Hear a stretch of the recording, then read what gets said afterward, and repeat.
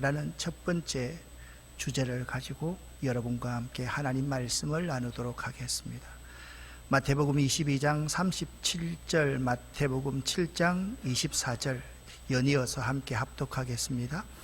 예수께서 이르시되 내 마음을 다하고 목숨을 다하고 뜻을 다하여 주 너의 하나님을 사랑하라 하셨으니 이것이 크고 첫째 되는 계명이요 둘째도 그와 같으니 내 이웃을 내 자신과 같이 사랑하라 하셨으니 이 두 계명이 온 율법과 선지자의 강령이니라.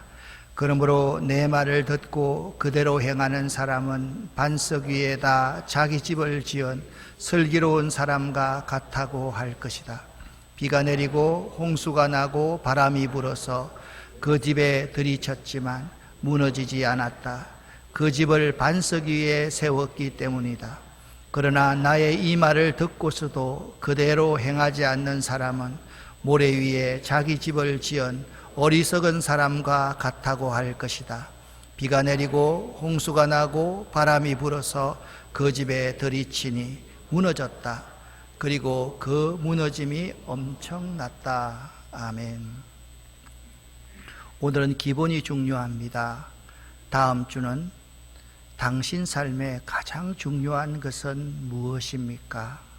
마지막 세 번째 주는 당신에게 무슨 꿈이 있습니까?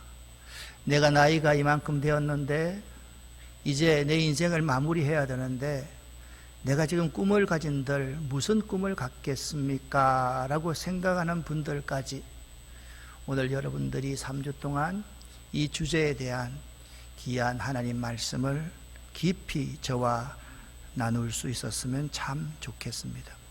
우리가 사는 세상은 늘 새롭고 화려한 것들로 가득 차 있습니다. 최신 기술, 유행하는 문화, 끊임없이 바뀌는 트렌드를 쫓느라 바쁘게 살아갑니다. 그러나 이 모든 것의 뿌리에는 변하지 않는 기본이 있습니다.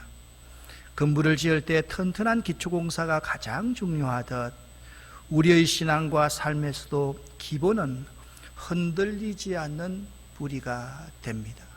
건축에 있어서 가장 중요한 것은 설계도일 거고 그 설계도에 따라서 기초를 튼튼히 하는 것입니다. 사람에게 기본이 안 되어 있다는 것은 그의 인격, 도덕성, 사회성 등 인류의 보편적인 가치와 규범이 제대로 형성되지 않았을 때를 말합니다. 이는 단순히 지식과 경험이 부족한 것을 넘어서 타인과의 관계를 맺고 사회생활을 하는데 필수적인 요소들이 결여된 상태를 말합니다. 이러한 기본이 안 되어 있는 사람에게는 몇 가지 특징이 있습니다. 첫 번째는 배려와 공감 능력이 부족합니다. 기본이 안 되어 있는 사람은 타인의 입장을 고려하지 않고 자신의 생각과 감정을 우선시함으로 주변 사람들에게 상처를 주거나 의도치 않게 갈등을 유발하기도 합니다. 두 번째는 책임감의 결여입니다. 자신의 말과 행동이 초래할 결과를 깊이 생각하지 않고 잘못을 인정하거나 책임지려 하지 않는 경우가 많습니다. 세 번째는 불안정한 관계입니다.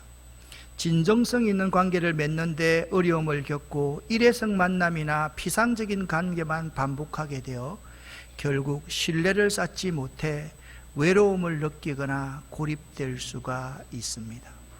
기본이 안 돼 있는 사람 네 번째의 특징은 자기중심적인 사고입니다. 모든 상황을 자기중심으로 해석하려는 경향이 강합니다. 나만 생각하다 보니 상대방에게 무리한 요구를 하거나 주변 사람들을 이용하려 들 수도 있습니다.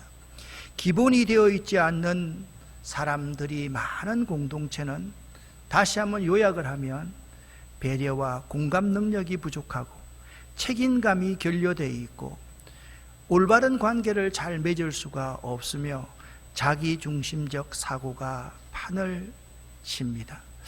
이러한 현상들은 결국 원만한 사회생활을 어렵게 만들고 개인의 성장은 물론 주변 사람들에게도 부정적인 영향을 미치게 되는 것입니다. 그런데 신앙 공동체 가운데 이러한 현상들이 일어난다고 한다면 세상 사람들의 문제와 또 다른 엄청난 다른 문제들을 양산할 수가 있습니다. 요즘 저는 제미나이에 빠져 있습니다. 제미나이와 깊은 대화를 할 때가 참으로 많습니다. 제미나이에게 제가 여러 가지 질문을 해서 한국 교회의 가장 적절한 이미지를 그려달라라고 요청을 했습니다. 처음, 두 번째 참 마음이 안 들었습니다. 한 10번째 바꾸었더니 이런 그림을 제미나이가 그려 주었습니다. 이 그림을 잘 한번 보시기 바랍니다. 차가운 철문 같은 모습의 한국 교회는 철문을 아무도 들어오지 못하고 꾹 닫고 있습니다. 여러 개의 자물쇠로 채워져 있는 교회 안에 서로 간에도 소통이 되지 않고 세상 사람들과는 아예 소통을 하지 않으려는 모습입니다. 멀리 보면 주변에 아파트들이 있습니다. 주변 아파트 주민들과도 조화도 되지 않고 멀리 떨어져서 혼자 서 있는 예배당의 모습입니다. 옆에 앙상한 나무들이 있는데 교회가 열매 맺지 못하는 앙상한 무화과 나무 같은 모습입니다. 전체 그림을 봅니다. 처음에는요, 이 십자가가 빨간색이 아니고 감정 색깔에 가까웠습니다. 제미나이, 십자가는 빨간색으로 만들어줘. 그랬더니 이 빨간색을 그려 주었습니다. 이 십자가는 세상과 조화되지 않는 보혈의 십자가입니다. 보혈의 십자가의 의미가 전혀 예배당과 조화되지 않는 모습을 이 그림은 보여주고 있습니다. 불빛은 교회만 비추고 있는 불빛입니다. 이기적이고 개인적인 성향을 잘 말해주고 있는 듯합니다. 그리고 교회는 회색과 검은색의 느낌의 모습입니다. 밝은 모습이라고는 어디 없습니다.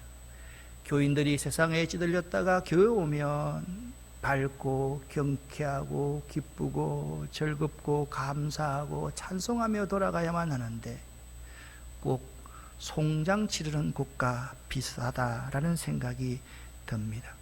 기본이 되어 있지 않는 교회와 교인들의 모습을 저는 나름대로 잘 표현했다라고 생각이 되어집니다. 마태복음 7장 24절부터 27절 말씀에 보면 기본이 갖추어진 교인은 그 집을 반석 위에 세운 교회라 할 수 있고 기본이 갖추어지지 않는 교인은 그 집을 모래 위에 세운 교회라고 할 수 있을 것입니다. 우리들은 기본을 지킨다, 그 목사님이 기본을 중요시한다라고 생각하면 지루하고 따분한 목사, 고루한 목사, 시대에 맞지 않는 목사라고 치부하고 그렇게 생각하기가 쉽습니다. 그런데 여러분 생각해 보십시오. 융통성과 유연함이 기본보다 앞선다고 생각하는 공동체와 그 개인은 매우 위험한 공동체이고 매우 위험한 개인들입니다. 기본에 입각해서 융통성이 있어야 되고 유연함이 있어야지, 기본 없이 융통성과 유연함을 가지고 신앙생활이나 삶을 살아서는 안 됩니다. 한국교회는 그동안 총동원 전도주일, 무슨 주일 해가지고 사람들을 그냥 갖가지 방법으로 끌어모으려고 생각했습니다. 제가 한국교회를 욕하고 싶은 생각이 없습니다. 그러나 한 가지 분명한 것은 저는 42년 목회를 하면서 한 번도 그런 프로그램을 갖지 않았다라는 것입니다. 기본이 중요하다고 생각하기 때문에 그렇습니다. 사람들이 교회에 옵니다. 나이는 많지만은 그 사람이 영적으로는 1살, 2살밖에 안 되는 어린아이인데 그 아이에게 무거운 짐을 지우고 그 아이에게 또한 사람들을 인도하는 직책을 맡깁니다. 그러니까 얼마나 많은 상처가 그 속에 있겠습니까? 여러분, 중요한 것은 본질입니다. 본질이 참 중요하고 이 본질이 되어 있을 때 그 형식이 매우 중요하게 역할을 할 수가 있는 것입니다. 기본의 충실함은 나를 영적으로 건강하게 하고, 기본이 충실함은 나를 어떤 시련 속에서도 넘어지지 않게 합니다. 기본은 무엇입니까? 너무나도 평범한 말이지 않습니까? 매일 말씀을 묵상하고 꾸준하고 지속적으로 기도하며 예배의 자리를 사모하는 것, 이것이 바로 우리 믿음의 집을 튼튼하게 세우는 기본 공사입니다. 여러분에게 묻습니다. 여러분은 기본 공사를 잘 하고 있습니까? 일주일에 한 번 이 자리에 나와서 예배 드리고 나서 돌아가면 내 의무를 다한 것인 양 생각하고 살아가는 그리스도인은 아닌가 생각해 볼 수 있기를 바랍니다. 매일 말씀을 묵상해야 됩니다. 꾸준하고 지속적으로 기도해야만 합니다. 예배의 자리를 사모할 수 있어야 됩니다. 이것이 우리의 믿음의 집을 튼튼하게 세우는 공사의 과정인 것입니다. 신앙생활은 과정입니다. 완성은 영원한 하늘나라에 가면 완성되는 것입니다. 많은 사람들이 이 기본이 소홀하게 되어서 이런 예를 들 수가 있겠습니다. 여러분, 돈 많이 벌었습니다. 다른 사람에게 이름을 잘 냈습니다. 행복하게 살아갑니다. 그런데 자녀들의 신앙교육을 망쳐서 그 자녀들 때문에 가슴 아파하고 가슴 치며 눈물 짓는 한국교회 항존직자들이 얼마나 많은지 모릅니다. 저는 어릴 때부터 제 자랑이 아니기를 바랍니다. 저 스스로가 똑똑하다고 자부해 왔습니다. 국민학교를 들어가기 전에 중학교, 고등학교 책을 읽었으니까 좀 괜찮지 않았나라고 생각을 합니다. 학교 가니까 재미가 없었습니다. 선생님들이 다 거짓말만 하는 것 같았습니다. 연구 안 하고 하는 모습이 드러났습니다. 목회를 하면서도 저를 가르쳤던 은사들이 저에게 묻습니다. 전 목사 어떤 목회를 하고 싶나? 저는 이렇게 하고 싶습니다. 이렇게 해서 한국교회를 바로잡고 이렇게 하겠습니다 라고 했을 때 그분들이 빙긋이 웃으면서 공통적으로 저에게 했던 말씀이 있습니다. 그거 네 마음대로 되는 게 아니야. 성령께서 도와주셔야 돼. 그러면서 그분들이 공통적으로 저에게 말씀하셨던 것은 너 목회하면서 말이야, 이 세 가지를 참 강조했으면 참 좋겠어. 주일 성수에 목숨을 걸어라. 11조의 삶을 반드시 살아라. 그리고 하나님의 말씀이면 절대 순종하라. 이것을 지속적으로 강조하면서 원칙, 이 기본을 잘 세워야지 교회가 교회답게 된단다. 아니, 사람이 모여야 되지 않습니까? 아니, 재정이 있어야지 전도하지 않습니까? 선교할 수 있지 않습니까? 아니야. 그것이 우선이 아니야. 기본이 잘 되어 있으면 하나님께서 30배, 60배, 100배로 채워주신단 말이야. 그 말씀이 귀에 생생합니다. 이 기본을 강조하는 목회가 시대에 맞지 않는 고루한 것은 아니지 않겠습니까? 그런데 목회자가 이 기본을 강조하지 않고 항존직자들과 모든 교인들이 이 기본을 지키지 않는 경우가 너무나도 많으면 어찌민가 잘 모르겠습니다. 주일 성수 하나 못합니다. 11조 한 번 드리지를 못합니다. 어떤 사람은 이런 사람을 참 많이 봤습니다. 11조의 양이 좀 많아지니까 하나님께 감사하지 않고 그냥 감사헌금만 하고 그것 쪼개어서 자기 이름으로 다른 사람을 돕는 사람들을 많이 보았습니다.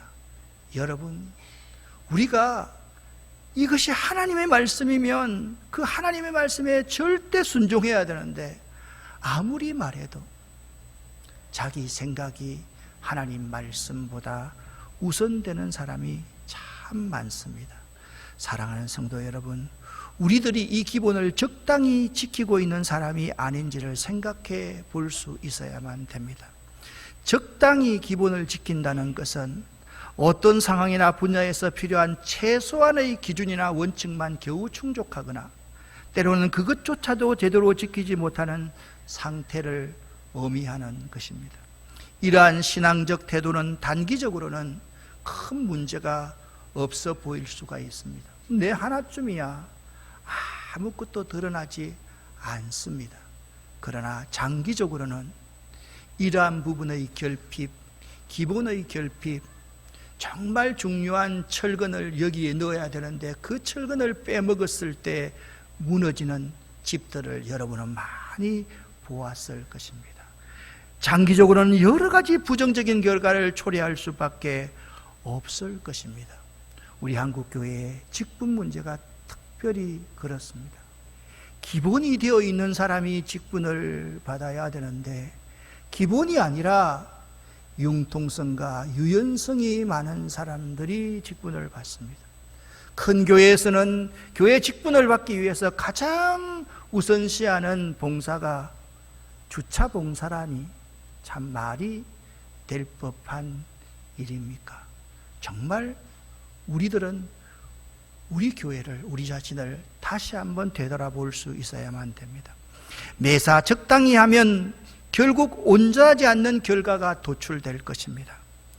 신자들의 질적 수준과 삶의 열매가 없고요, 개인과 공동체가 성장하지 않고요, 작은 문제에도 쉽게 당황하고 적절한 대응을 하지 못할 가능성이 높고요, 대외적으로 필연적으로 신뢰에 손상이 오기 때문에 교회가, 우리 그리스도인들이 세상 사람들에게 손가락질을 받게 되는 것입니다. 사랑하는 성도 여러분, 오늘 우리의 모습을 한번 되돌아봅시다. 세상적 겉모습에만 치중하며 정작 가장 중요한 신앙의 기본을 놓치고 있지 않는지를 생각해 보시기를 바랍니다. 여러 가지 핑계로 기도의 자리를 멀리하고 말씀 읽기를 소홀히 하지 않았는지 생각해 볼 수 있기를 바랍니다. 그렇게 하고 싶은 것에 대해서는 치밀하게 준비하면서 하나님 앞에 예배드리는 것, 11조의 삶을 사는 것, 말씀에 순종하는 것, 어느 하나 그것을 지켜보려고 여러분 반드시 하라는 것이 아닙니다. 그것을 지키기 위해서 노력하고 뼈를 깎는 치열한 내적인 투쟁을 할 수 있어야 된다라는 말씀입니다. 다시 한번 우리의 삶의 기초를 점검하고 하나님께서 우리에게 알려주신 가장 중요한 기본으로 돌아가야 합니다. 이 변하지 않는 진리를 붙들고 나아갈 때 우리의 삶은 흔들리지 않는 반석 위에 세워질 것입니다. 그렇다고 하면 믿는 사람의 세 가지의 중요한 기본은 무엇일까요? 첫 번째, 믿음 생활을 하면서 가장 먼저 붙들어야 될 기본은 하나님을 향한 경외심과 사랑입니다. 성경 마태복음 22장 37절부터 39절은 우리들에게 네 마음을 다하고 목숨을 다하고 뜻을 다하여 주 너의 하나님을 사랑하라 말씀합니다. 하나님을 사랑하는 것, 하나님을 향한 경외심과 사랑을 갖는 것이 모든 계명 중 가장 첫째 되는 계명입니다. 여러 가지의 봉사, 대단한 헌신도 중요하지만 그 모든 것의 출발점은 하나님을 향한 진실한 사랑과 그분께 드리는 경외심이어야만 합니다. 마치 부모를 사랑하고 공경하는 마음이 모든 효의 기본이듯 하나님을 향한 사랑이 우리의 신앙의 첫 번째 기본이 되어야만 합니다. 이 기본이 흔들리면 아무리 많은 충성과 헌신을 한다고 해도 그는 모래 위에 지은 집과 같아서 언젠가 무너질 수밖에 없습니다. 오늘 성경 말씀에 의하면 크게 무너질 수밖에 없다라고 말씀하고 있습니다. 두 번째의 기본입니다. 우리의 삶에서도 지켜야 할 기본이 있습니다. 성실과 정직 그리고 나눔입니다. 성경은 이렇게 말합니다. 정직하게 행하는 자는 걸음이 평안하다. 여호와의 성실하심으로 식물을 삼아라. 가난한 자를 불쌍히 여기는 것은 하나님께 구워드리는 것이다 라고 말씀하고 있습니다. 세상은 때로는 속임수가 통하는 것처럼 보일 때도 있습니다.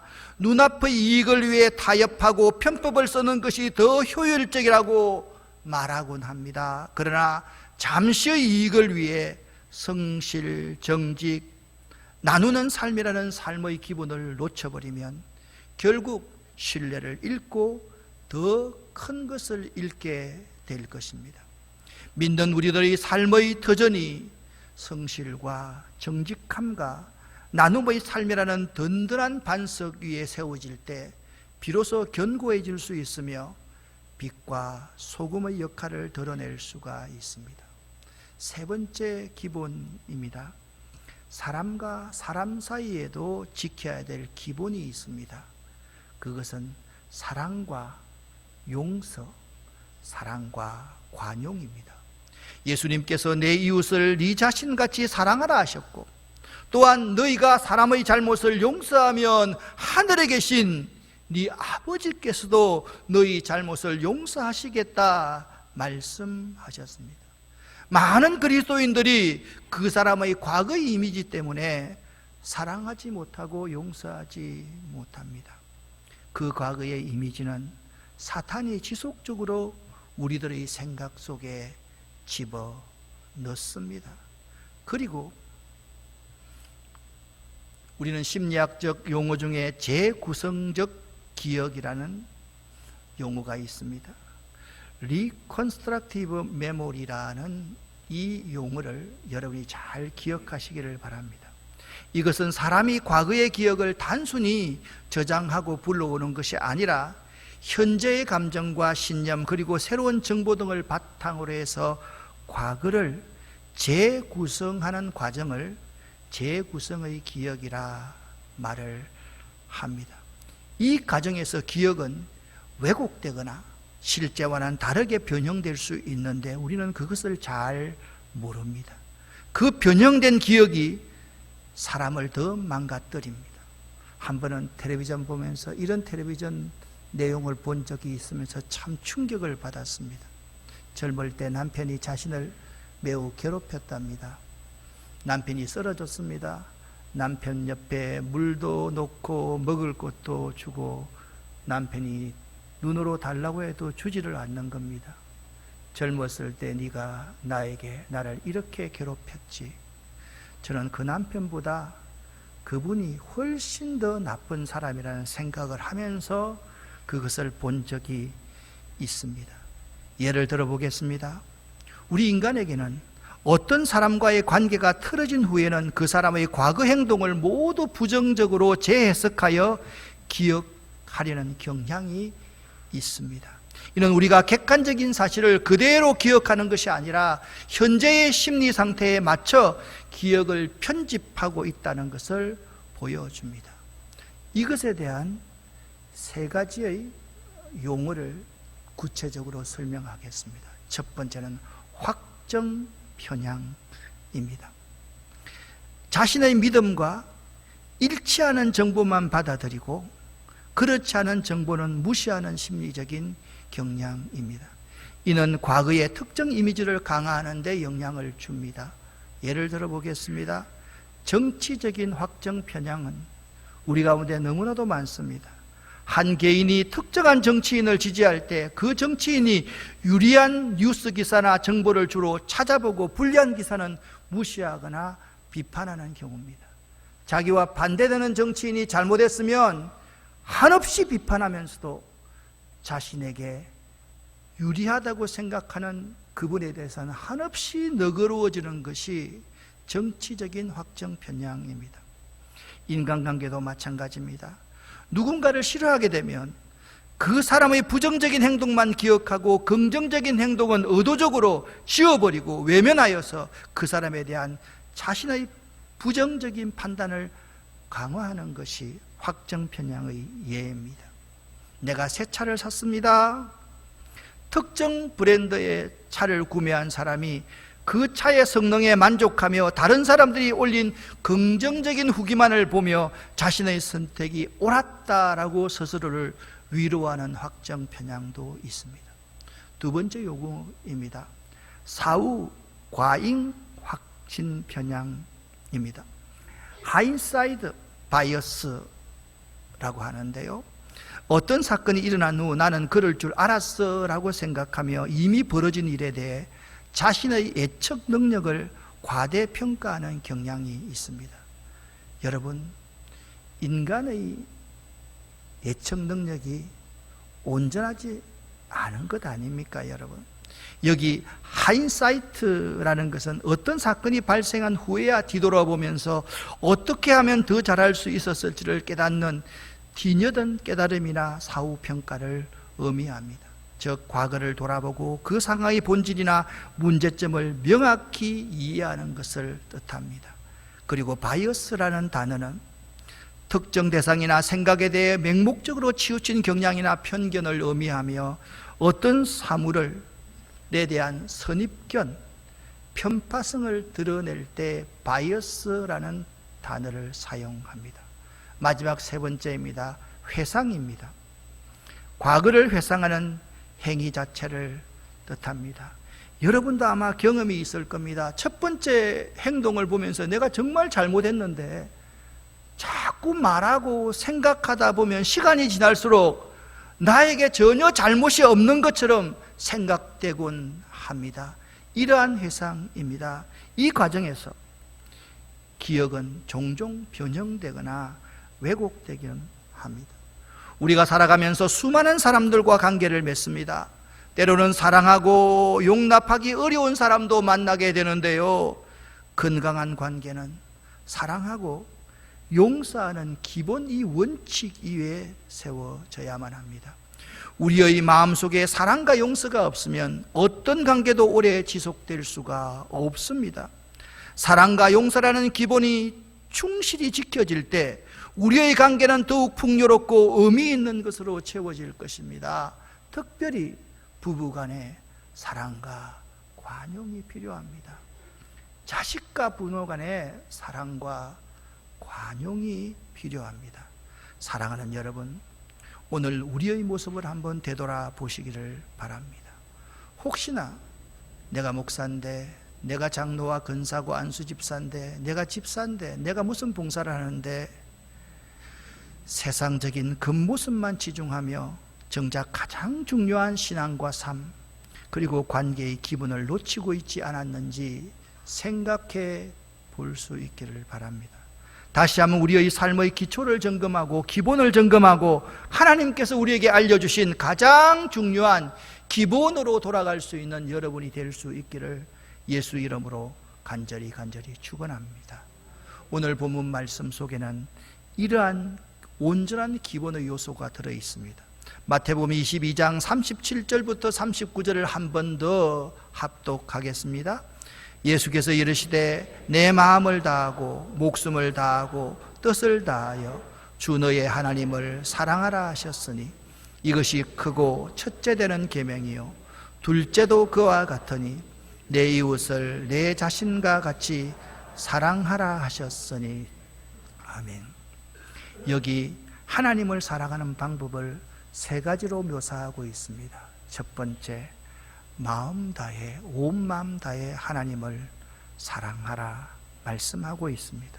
이는 우리의 감정과 의지, 생각의 모든 부분을 하나님께 향하라는 것입니다. 하나님을 향한 우리의 사랑은 단순한 감정이 아닙니다. 순간적인 감동이 아닙니다. 우리의 삶의 방향을 결정하는 근본적인 힘이 되어야만 합니다. 두 번째, 하나님을 사랑하는 방법입니다. 목숨 다해 사랑하라 말씀하고 있습니다. 나의 생명까지도 아낌없이 바칠 정도로 하나님을 사랑하라 말씀하고 있습니다. 이것은 단순히 죽음을 의미하는 것이 아니라 나의 모든 에너지와 열정을 하나님을 위해 사용하라는 뜻입니다.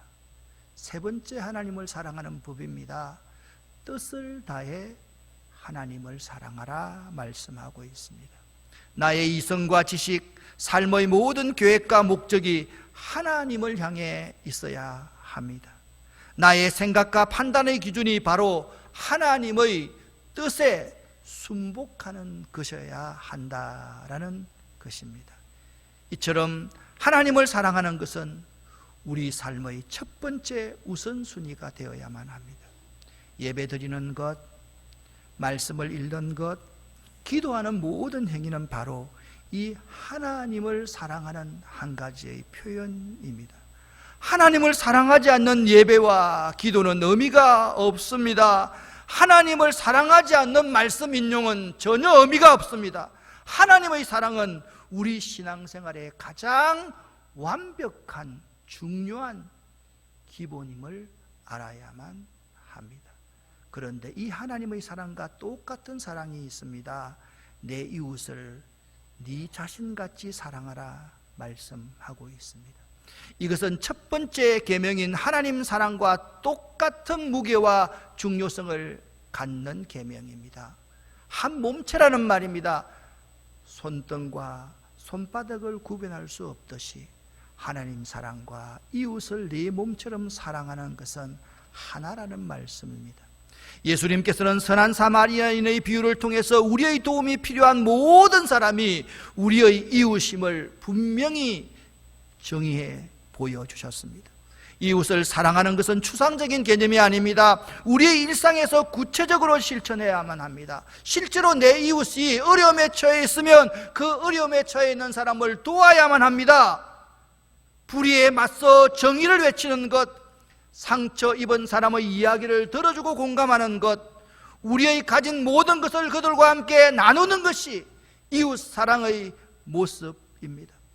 우리가 하나님을 사랑한다고 말하면서 이웃을 미워하거나 이웃에 대해 무관심하다면 그 사랑은 진정한 사랑이 아닙니다. 요한일서 4장 20절 말씀에 이런 말씀이 기록되어 있습니다. 보는 바 그 형제를 사랑하지 않는 자는 보지 못하는 바 하나님을 사랑할 수 없느니라 라고 말씀하고 있습니다. 하나님 사랑과 이웃 사랑은 결코 분리될 수 없는 한 몸과도 같습니다. 마지막입니다. 사랑은 율법의 완성이다 라고 말씀하고 있습니다.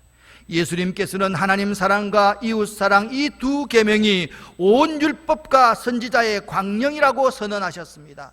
즉 구약 성경의 모든 가르침은 바로 이 사랑이라는 하나님 사랑과 이웃 사랑이라는 두 기둥 위에 세워져 있습니다. 구약 성경에 나오는 수많은 율법의 조항들은 결국 이 사랑을 실천하기 위한 안내서임을 우리는 알아야만 합니다. 예수님은 외형적인 행위보다 그 안에 담긴 마음, 사랑을 가장 중요하게 보십니다. 아멘. 아멘입니다. 우리가 하나님을 사랑하고 이웃을 사랑할 때 우리는 비로소 하나님의 뜻대로 살아가는 참된 그리스도인이 되는 것입니다. 이것이 우리의 기본이 되어야만 합니다.